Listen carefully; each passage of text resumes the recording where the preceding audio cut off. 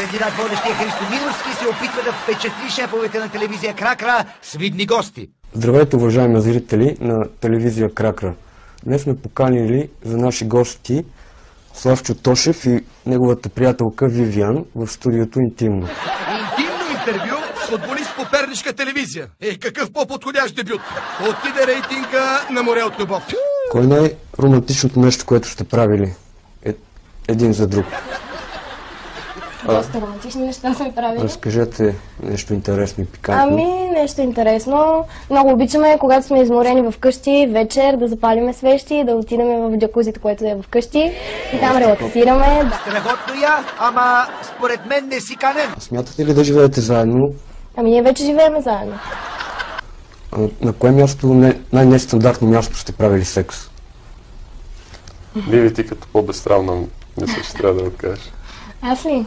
Да. Не сме правили чак толкова нестандартни места.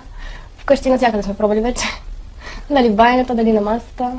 Има една голяма кожа от бяла мечка пред камината и когато е топло на тази бяла кожа, нейното тъмно тяло сте страхотно голо. Да, супер.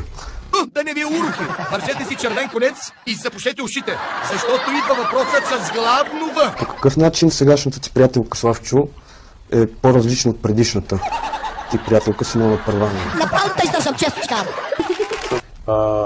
Това е момичето, което ме възпламенява, което ме кара да се чувствам добре. Сега се борим и с чистенето. Като и кажа да почисти, го прави, но никога не се сеща сама, но с течение на времето мисля, че се прави. По-добре това да го оставим за теб. Всеки трябва да прави нещо. Аз ще готвя, ти ще.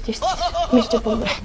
Както казват хората, ти ще готвиш, ще те оправиш, аз ще те обичам. Като ги гледам направо са създадени един за друг. Изглеждат така, сякаш само смъртта може да ги раздели. Само изглеждат. Ето ги скоро след това при Милен Цветков. Всичко любов ли е? И то голямо. Добре, да, ма вие сте разделени. А ти защо си с различно Много се обичат кучетата. Защото имам вече мъжко и женско.